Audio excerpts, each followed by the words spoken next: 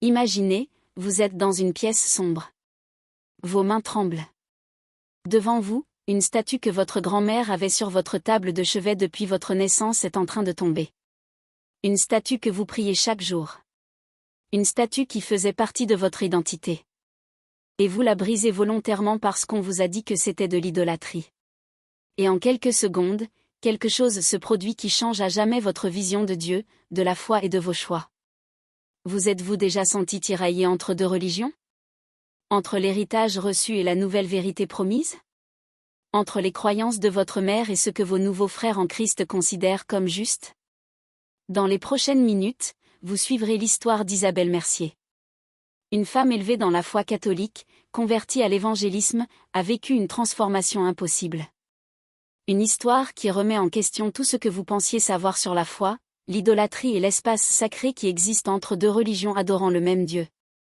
Si vous avez toujours voulu comprendre comment deux formes de foi peuvent coexister, si vous cherchez des réponses sur la véritable tolérance religieuse, ou si vous voulez simplement entendre une histoire qui vous fera remettre en question vos croyances jusqu'à la fin de la nuit, alors restez avec moi. Aimez cette publication si vous ressentez la tension entre le catholicisme et l'évangélisme. Commentaire: avez-vous déjà vécu des conflits religieux dans votre famille? Et abonnez-vous à la chaîne pour que des histoires comme celle-ci parviennent à ceux qui en ont vraiment besoin. Alors, on y va? Isabelle est née en 1985 à Lyon dans une famille profondément catholique. Ce n'était pas un catholicisme de nom, mais une foi vécue, respirée et pratiquée. Sa mère, Véronique, était infirmière. Son père, Gérard, professeur d'histoire. Tous deux ont été élevés dans la tradition catholique qui leur avait été transmise par les générations précédentes. La maison d'Isabelle était un sanctuaire. Une image de Marie était à son chevet depuis sa naissance. Il y avait un crucifix dans chaque pièce. Il y avait de l'eau bénite dans l'entrée. Le chapelet était récité en famille chaque soir après le dîner. Quand Isabelle avait 7 ans, sa mère l'emmena à sa première communion. La robe blanche lui semblait un rêve. Le prêtre souriant lui dit qu'elle était une enfant de Dieu. Les fleurs, les bougies. C'était de la magie sacrée. C'était une certitude. Véronique a appris à la petite Isabelle: Marie est la mère de Jésus et elle est aussi notre mère. Quand tu es triste, tu lui parles comme tu me parlerais. Elle écoute. Elle intercède pour nous auprès de Dieu. Et Isabelle a cru. Parce que les enfants croient. L'école d'Isabelle était catholique. Catéchisme. Un crucifix au mur. Des religieuses bienveillantes qui lui enseignaient que Marie était la reine du ciel et que les saints étaient des amis qui priaient pour nous. Confirmation à 16 ans. Tout s'est déroulé comme prévu. Isabelle a grandi entourée de certitudes. Sa foi était structurée. Elle était belle. Elle était communautaire. C'était une tradition séculaire. À 22 ans, Isabelle s'installe à Paris pour travailler comme graphiste. C'était en 2007. La capitale française lui offre liberté, opportunité et aussi bouleversement spirituel. À cette époque, Isabelle commença à fréquenter un collègue nommé Mathieu. Mathieu était évangélique, un pentecôtiste convaincu. Il était passionné par sa foi comme Isabelle ne l'avait jamais vu dans le catholicisme. Il était fervent. Il vivait en intimité avec Dieu. Il était certain du salut. Mathieu a commencé à parler de Jésus à Isabelle. Ce n'était pas du prosélytisme agressif. C'était un témoignage sincère. Jésus veut une relation personnelle avec toi, a-t-il dit. Pas par des intermédiaires. Pas par des images. Directement. Isabelle commença à fréquenter l'église pentecôtiste de Mathieu, l'église Bethel à Paris. Tout était différent du catholicisme qu'elle connaissait, la musique live, les gens qui parlaient en langue, les prières passionnées, les témoignages de guérison, la présence palpable du Saint-Esprit. Un jour, lors d'un culte, la pasteure Claudette a prêché sur l'idolâtrie. Lorsque vous adorez des images, vous divisez votre culte, a-t-elle dit. Lorsque vous priez les saints et Marie, vous désobéissez au premier commandement. Dieu veut que tout votre culte soit célébré. Ni partagé, ni divisé. Isabelle sentit quelque chose exploser en elle. C'était comme s'ils avaient révélé quelque chose dont elle ignorait l'existence. Comme s'ils avaient révélé une vérité jusque-là cachée. Au cours des mois suivants, Isabelle a étudié la Bible avec Matthieu et les responsables de l'église de Bethel. Ils ont lu Exode 20. Ils ont étudié le culte du veau d'or en Israël. Ils ont débattu de la différence entre vénération et adoration. Ils ont discuté de la façon dont la tradition catholique avait déformé l'évangile primitif. Et peu à peu, Isabelle commença à considérer sa foi catholique non pas comme un héritage sacré, mais comme une erreur historique. Non pas comme de la malveillance, mais comme de l'ignorance. Ses parents avaient été trompés. Sa grand-mère aussi. Des générations de sa famille avaient été tenues dans l'ignorance. À 23 ans, Isabelle prit sa décision. Elle accepta Jésus, pour de vrai. Elle demanda pardon pour les années de vénération des images. Et elle fut baptisée par immersion à l'église Bethel de Paris. Elle sortit de l'eau née de nouveau. La réaction de sa mère Véronique fut dévastatrice. Isabelle est revenue à Lyon pour discuter en personne. Elles se sont assises dans un café près de chez elle. Véronique a écouté Isabelle expliquer qu'elle avait découvert la vérité, qu'elle avait véritablement accepté Jésus et que le catholicisme était une tradition humaine, et non la Bible. Véronique écouta en silence. Puis elle demanda calmement, « Et qu'est-ce que cela signifie pour moi? Pour ta grand-mère? Pour toute notre famille ?» Isabelle répondit avec le zèle d'une nouvelle convertie, « Cela signifie que vous avez été trompés. Que prier Marie est une désobéissance à Dieu. Que les saints n'entendent pas les prières. Que le rosaire est une vaine répétition. Que l'Église catholique a déformé l'Évangile pour s'emparer du pouvoir politique. » Véronique pleurait. Non pas de colère. De douleur sincère. Parce que sa fille avait rejeté non seulement une religion, mais l'héritage d'amour spirituel que 3 générations de femmes lui avaient transmis. Son père, Gérard, était moins patient. « Tu te fais manipuler par des fanatiques, dit-il. Ces évangéliques exploitent l'idéalisme des jeunes. Ils vont vider ton compte en banque et ton esprit. » Mais Isabelle était aveuglée par la ferveur. La ferveur que seul un nouveau converti possède. La ferveur qui remet en question tout ce qui a précédé. La ferveur qui voit le péché là où auparavant il n'y avait que la tradition. Au cours des 2 années suivantes, Isabelle devint une fervente évangélique. Elle lisait la Bible quotidiennement. Elle fréquentait l'église Bethel 5 jours par semaine. Elle partageait sa foi avec ferveur avec ses amis et sa famille. Elle confia à sa mère qu'elle devait se repentir de ses idoles. Et quand elle vit les symboles catholiques, elle ressentit de la colère. De la colère d'avoir été trompée si longtemps. De la colère que sa mère prie encore le rosaire. De la colère que l'image de Marie soit encore dans la maison de ses parents. À 25 ans, Isabelle retourna vivre à Lyon. Sa relation avec Matthieu était terminée. Il souhaitait qu'elle soit plus modérée dans son évangélisation. Isabelle le voyait comme quelqu'un en train de perdre la foi. Ils se séparèrent. Sans Matthieu comme ami spirituel, Isabelle a commencé à fréquenter l'église Bethel de Lyon. Elle y a trouvé une communauté évangélique dynamique. De nouveaux amis. Une mission claire, convertir les gens à elle, erreur religieuse.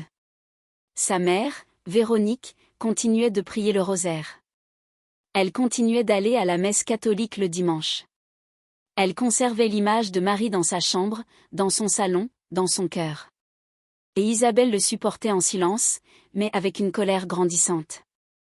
Un soir, lors d'un culte, le pasteur Lucas a prêché spécifiquement sur le thème de la sortie de la captivité religieuse. Il a parlé des familles divisées par la foi. Il a déclaré, « Si votre mère, votre père, votre grand-mère sont dans l'erreur spirituelle, vous avez le devoir de témoigner. De montrer la vérité. Même si cela engendre des conflits. Car la vérité est plus importante qu'une fausse paix. » Isabelle quitta ce service avec une énergie débordante. Elle se dit, il était temps d'agir. Il était temps d'aider sa mère à voir la vérité. Isabelle retourna chez ses parents avec des Bibles et des articles imprimés. Elle réunit Véronique et Gérard dans le salon. « Il faut que je vous montre ce que j'ai découvert, dit-elle. » Pendant 1 heure, Isabelle a expliqué, Exode 20 et le commandement de ne pas faire d'image. Comment la Bible ne mentionne jamais Marie comme médiatrice. Comment la vénération des saints relève du fondamentalisme catholique? Comment l'Église catholique maintient les gens dans l'obscurité spirituelle? Gérard l'interrompit avec colère. Votre nouvelle religion vous a-t-elle appris à mépriser la foi de vos grands-parents? On vous endoctrine. Mais Véronique s'est contentée d'écouter. Finalement, elle a dit, ma fille, je t'aime. Mais tu juges ce que tu ne comprends pas. Marie, pour moi, ce n'est pas l'adoration. C'est l'amour. C'est la connexion avec la mère de Jésus. C'est une façon féminine d'atteindre Dieu. Tu as abandonné cela parce que les évangéliques t'ont enseigné que c'était un péché. Mais le péché, c'est rejeter ta mère quand elle prie. Isabelle quitta la conversation avec fracas. Parce que sa mère n'avait pas compris la vérité. Parce que Véronique était toujours dans l'erreur. Une semaine plus tard, Isabelle retourna chez ses parents. Elle y passait la nuit. Sa mère était en voyage pour rendre visite à une sœur. Son père dormait déjà. Isabelle se tenait seule dans le salon, contemplant l'image de Marie. La même image qui était là depuis son enfance. La même image devant laquelle il avait prié des milliers de fois. Mais maintenant, voyant avec ses yeux vrais, Isabelle la voyait comme un symbole d'idolâtrie. Comme la preuve que sa mère était dans les ténèbres. Comme une barrière entre Véronique et le véritable salut. Vers 3 heures du matin, Isabelle prit une décision. Si sa mère ne voulait pas abandonner l'image, Isabelle le ferait pour elle. Isabelle décrocha l'image de Marie du mur. Elle pesait plus lourd que prévu. C'était du plâtre. Ancien. Probablement de l'époque de sa grand-mère. Aux yeux d'Isabelle, c'était une idole. Rien de plus. Et puis, dans le silence absolu d'une aube lyonnaise, mue par le zèle d'une conversion récente, Isabelle fracassa l'image au sol. Ce n'était pas un geste violent. C'était déterminé. Isabelle la piétina. Elle la réduisit en miettes. Elle respirait bruyamment. Son cœur battait fort. Elle avait fait ce qu'elle croyait juste. Elle avait retiré l'idole de la maison. Elle avait agi pour le salut de sa mère.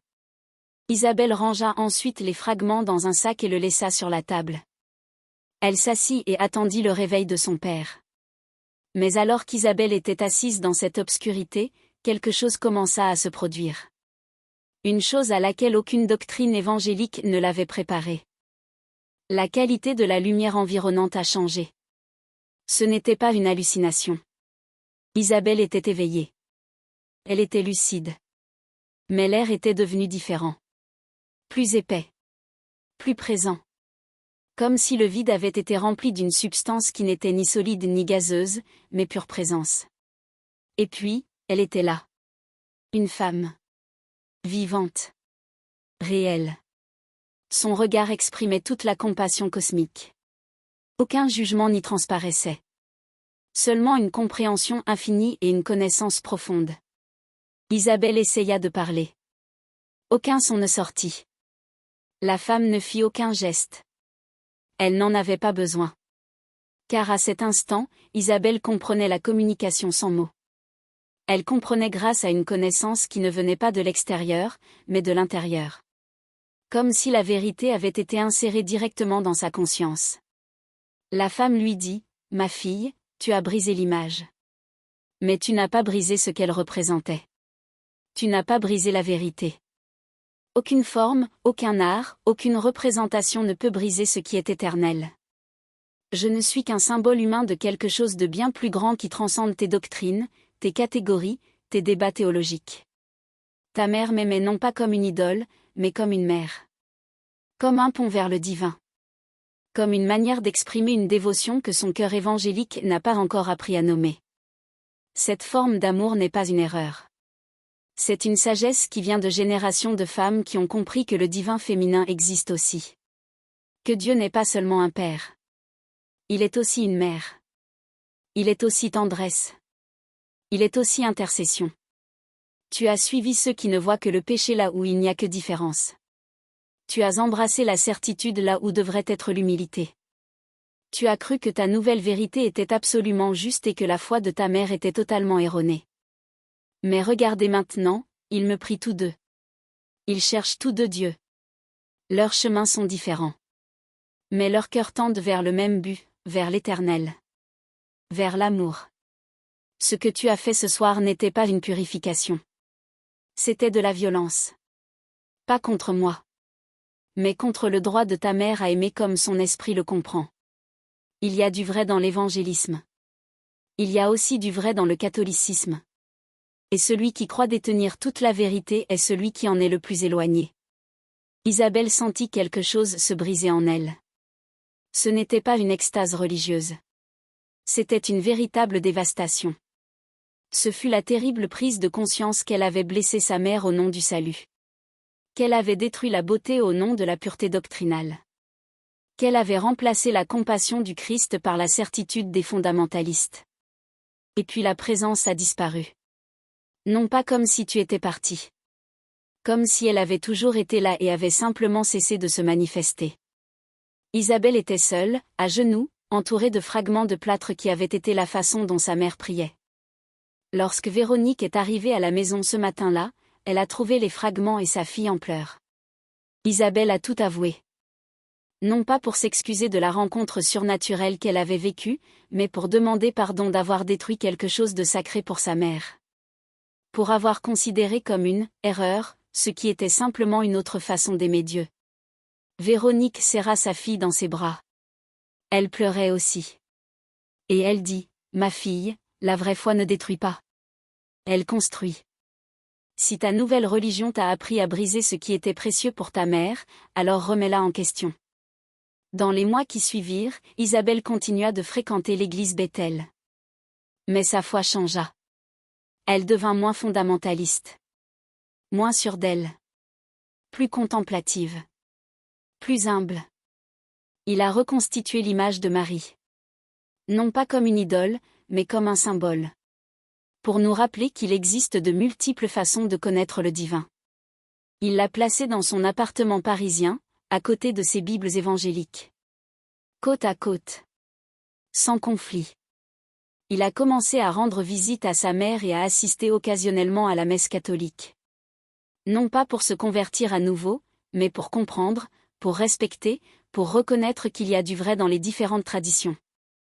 Et lorsque ses amis évangéliques lui demandaient pourquoi elle assistait à la messe, Isabelle répondait, « Parce que ma mère m'a appris que Dieu est plus grand que nos doctrines à son sujet. » Et c'est, ironiquement, la chose la plus chrétienne que l'on puisse croire.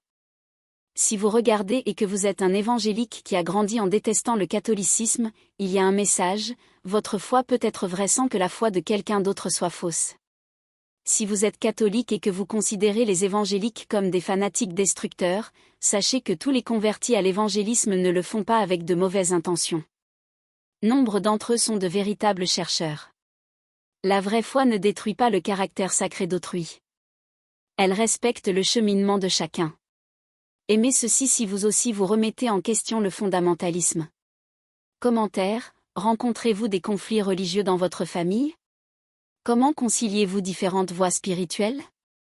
Abonnez-vous à la chaîne pour recevoir des histoires qui mettent en lumière la complexité de la foi authentique.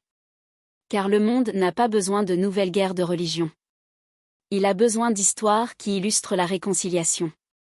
Merci d'être avec nous dans ce voyage.